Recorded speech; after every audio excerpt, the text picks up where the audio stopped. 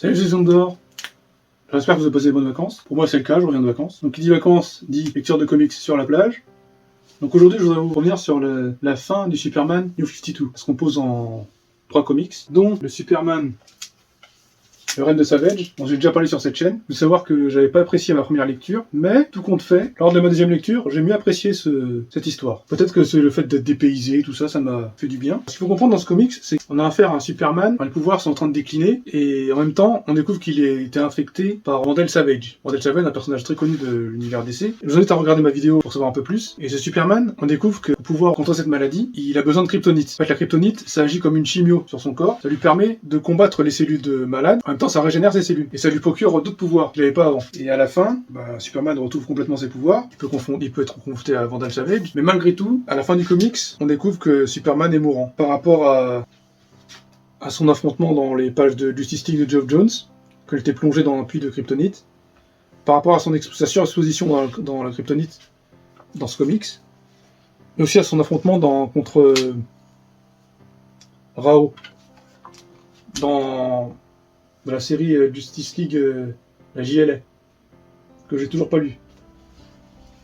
Superman est mourant. Il annonce ça à Diana et à sa cousine Kara. Ensuite, il faut lire Superman et Lois. Non. Superman, Lois et Clark. Non, Superman et Lois, c'est la série. Série télé, ça n'a rien à voir. Donc ce comics, il est composé en 2 arcs principaux, dont un arc qui est lié à l'événement Convergence. L'événement que malheureusement j'ai pas encore lu, car je sais que c'est dans le tome 6 des comics Earth 2, et j'ai que les 2 premiers tomes, et j'ai pris le tome 6, et j'attends d'avoir toutes les collections pour pouvoir... Mais malgré tout, il y a un bon résumé de tout ça dans l'édito. Donc on a affaire à... En fait, on a affaire au Clark Kent de l'ère pré-Flashpoint. C'est-à-dire le Clark Kent post-Crisis de 1986, qui était réécrit et réadapté par John Byrne après le crossover Crisis on Infinite Earths. C'est ce Superman-là, en fait. Le Superman d'avant Flashpoint. On découvre, c'est expliqué dans l'édito, qu'en fait, t'as un super vilain cosmique, dont j'ai oublié le nom, qui a capturé plusieurs des univers qui ont disparu. Il a capturé plusieurs villes de ces univers, il a créé un seul monde. Un peu comme le Battle World dans Marvel. C'est un peu le même principe. Et en fait, ces univers doivent s'affronter. Alors, j'ai pas lu ce qui se passe dans Convergence. Donc, au final, c'est que t'as le Superman post-Crisis, qui vit avec sa femme Lois, qui est enceinte, qui est confronté à l'univers de Flashpoint. Et à la fin, ce qu'il faut comprendre, c'est que le Bruce Wayne, enfin pas le Bruce Wayne, le Thomas Wayne, le Batman de Flashpoint, il aide Lois à accoucher. Après, je ne sais pas ce qui se passe dans Convergence, de son fils Jonathan. Alors, je sais pas ce qui se passe dans Convergence, mais le Superman, cette itération de Superman, l'ancienne version, elle atterrit sur une nouvelle Terre. La Terre de 52. Là, on revoit certains passages du comics Justice League de Geoff Jones, avec l'apparition de Darkseid confronté à une version plus jeune de la Justice League. Et le Superman, il voit ça de loin, il se prépare à intervenir, et finalement il se ravise quand il voit une version de lui plus jeune, et du coup il se rend compte que dans cet univers, c'est un univers qui est beaucoup plus sombre que l'univers à laquelle il était habitué, et du coup il décide pour protéger sa famille, il décide de ranger son costume. Enfin, il change d'identité, quoi. Lui et sa femme Lois, ils sont appelés Monsieur et Madame White. Par rapport à Perry White, le patron du The Planet. Donc ils vivent leur vie tranquille, ils élèvent leur fils Jonathan, tout ça. Lois d'ailleurs, elle change de coupe de cheveux, pour pas qu'on le confonde avec la Lois de cette terre. Et même si Superman a arrangé son costume, il a adopté un nouveau costume. Ce costume noir et blanc. Un costume qui fait très penser au Superman pendant la période du règne de Superman. D'ailleurs, depuis que j'ai lu le comics, je ne peux plus m'empêcher de me procurer cette figurine. Donc voilà principalement ce qui se passe. Donc on a un Superman qui vit caché sur notre Terre. Enfin sur la Terre principale. Ça a l'air d'un petit détail comme ça, mais ça aura son importance plus tard. Ensuite, il y a Superman Requiem. Il s'agit du chapitre final du Superman New 52. Alors dans Superman Requiem, alors on a le parcours Urban dans cet édito qui nous raconte tout ce qu'il faut savoir. Alors déjà, dès l'entrée de jeu, on nous dit Superman qui dit « Je vais mourir ». Déjà, ça t'annonce déjà ce qui se passe. Donc là, malgré tous les diagnostics des médecins, Superman va mourir. Là, on voit un Crypto qui est... Combien de Crypto là? Crypto qui est complètement désemparé aussi. Et on nous rappelle ce que j'ai dit précédemment. La scène dans Justice League de Geoff Jones dans la guerre de Darkseid, quand Superman est plongé dans un puits d'apocalypse. Là, le Superman qui est exposé à la kryptonite dans le règne de Savage. Et là, l'affrontement contre Rao dans le JLA. Un truc que j'ai toujours pas lu. Faudra que je le lise d'ailleurs.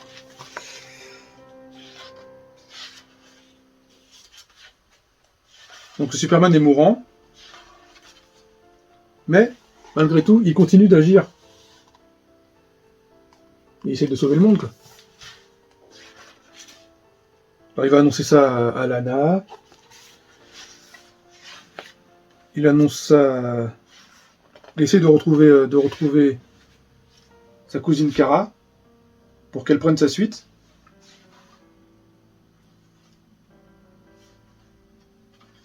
Mais en fait, il se passe un truc, c'est que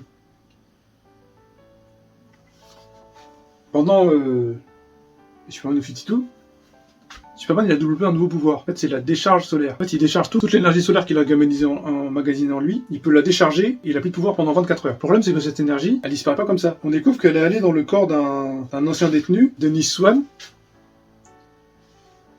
Un détenu qui suit la police. Et quand il prend cette décharge, il se transforme en espèce de Superman solaire, complètement fou, qui se prend lui-même pour Superman. Et le problème, c'est qu'il faut un sacré bordel autour de lui. Mais aussi, c'est que le mec, c'est une bombe à retardement, en fait. On sait qu'il va... Au moment, il va exploser et puis il va tuer tout le monde. Il va même être affronté au Superman qui vit caché sur notre Terre. Pour ça, l'idée, c'est important de lire ça avant de lire ça. De lire le comics Lois et Clark avant de lire le Superman Requiem par rapport à ce qui se passe.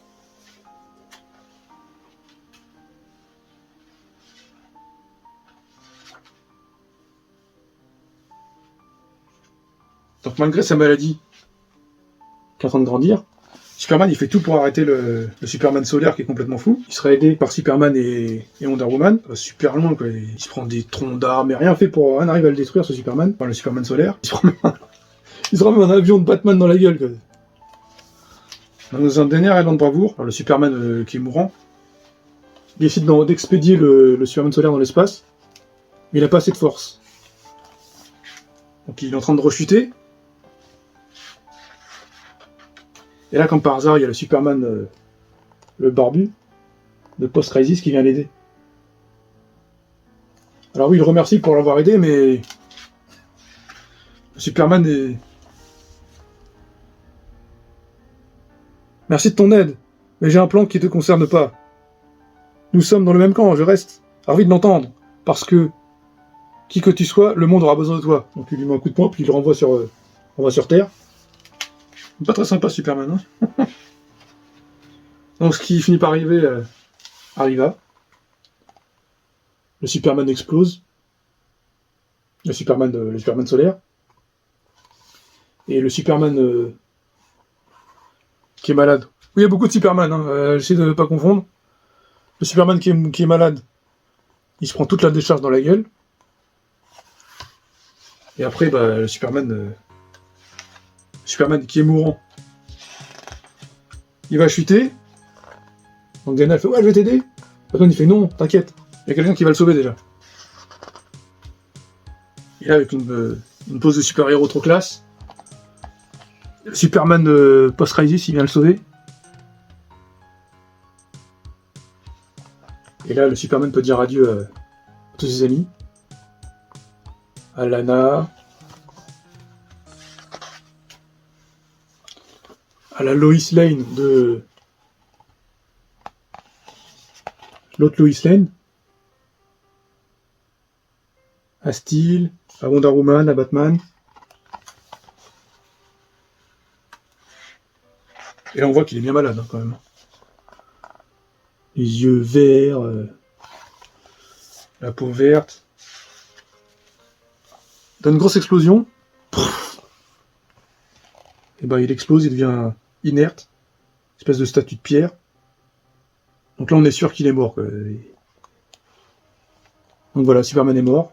Et là, il y a Batman qui demande à l'autre Superman: Nous pourrons te trouver? Ne vous en faites pas, je vous retrouverai. Donc le Superman de cette Terre-là, il est mort, mais il sera remplacé dans Superman Rebirth par le Superman post-crisis. Le Superman pré-Flashpoint. Voilà. C'est une ère qui se termine. Maintenant, je pourrais lire les Superman Rebirth sereinement. Parce que j'avais besoin de lire tout ça avant de commencer Superman Rebirth. Malgré la vie qu'on me disait tout le temps que Superman New 52 c'est nul, ça sert à rien, c'est pas le vrai Superman, je suis pas entièrement d'accord avec ça. J'ai apprécié cette lecture. Et ce qu'il faut comprendre, c'est que tout n'est pas édité en version cartonnée. Pour le Superman New 52, en fait, il y a des épisodes, notamment les épisodes de Scott Lobdell, qui sont pas édités en version cartonnée, qui se situent à peu près à ce moment-là. Ils n'ont pas été édités. Enfin, ils sont édités en kiosque, dans les kiosques DC Saga, Superman Saga et Superman Univers. Dans la série Supergirl. Et je ferai une vidéo beaucoup plus travaillée par rapport à l'entièreté de Superman New 52. Mais il faut que je fasse les voix off, que je fasse le montage, tout ça. Mais ça viendra prochainement sur la chaîne. Donc voilà, c'est la fin du Superman New 52. Alors j'ai aussi un truc à dire par rapport au Superman, par rapport à Henry Cavill. Parce que je vois beaucoup de déchaînement par rapport à ce qui se passe actuellement avec la Warner, tout ça. Tu vois tout le monde qui fait oui, nous on veut Henry Cavill pour Superman, on veut pas du nouveau, tout ça. Alors par rapport à ce qui se passe par rapport à Gal Gadot, qui revient en tant que Wonder Woman dans l'univers, nouvel univers, qui va être mis en place par James Gunn, là oui, je trouve ça tout à fait justifié. Pourquoi on revoit Gal Gadot, on voit pas Henry Cavill. Mais le problème, c'est que Henry Cavill en tant que Superman, alors j'adorais le film Man of Steel, hein, c'est pas le souci. Je trouve qu'Henry Cavill en Superman, il interprète très bien le personnage. Mais, faut comprendre que c'est Superman, en dehors de Man of Steel, le personnage n'a pas eu vraiment de suite pour être développé. Alors oui, il y a Batman vs Superman. Et Batman vs Superman, c'est surtout un film Batman avec le Superman d'Henry Cavill.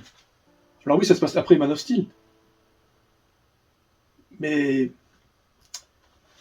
le Superman d'Henry Cavill, il est pas mieux développé que ça, en fait. Et toutes les autres apparitions qu'il a eues, c'était juste des caméos. Et le truc, c'est que Man of Steel est sorti en 2013. Là, on est en 2023. Il y a 10 ans d'écart. Alors, s'il aurait fallu une suite à ce Man of Steel, à Man of Steel 2, il aurait fallu que ça se passe au moins 2-3 ans plus tard, tu vois. Mais pas 10 ans plus tard. Et je le sais parce que en 2013, j'avais 30 ans. Et là, en 2023, j'ai 40 ans. Et j'ai le même âge qu'Henry Cavill. Bon, je prétends pas avoir le même physique qu'Henry Cavill, mais j'ai le même âge que lui. Et si tu remarques son visage dans Man of Steel, et le visage qu'il a eu dans sa dernière apparition dans Black Adam, tu sens que le bonhomme il a vieilli quand même. Hein. Et il y a aussi un gros problème avec l'univers de Snyder.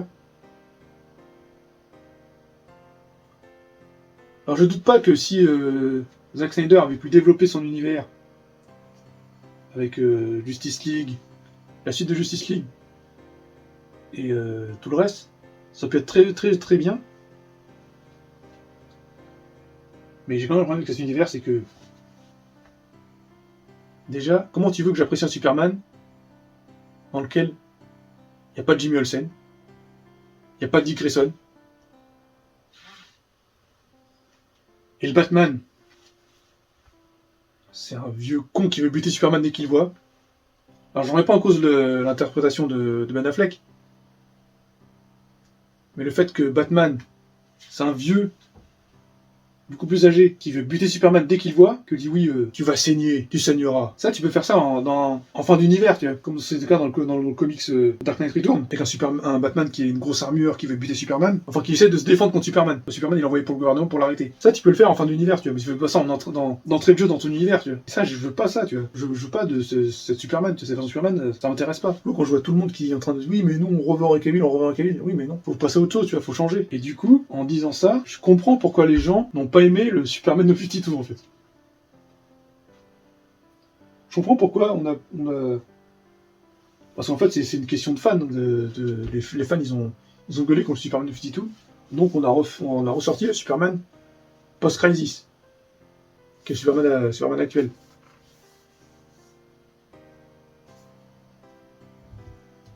Donc voilà. Allez. Salut. Eh bien, une raison pour être venu ici. Oui, je viens combattre pour la vérité, la justice et pour servir d'exemple. Je suis sûr que vous ne pensez pas à ce que vous dites. Vous croyez à ce que vous dites? Loïs, je ne mens jamais.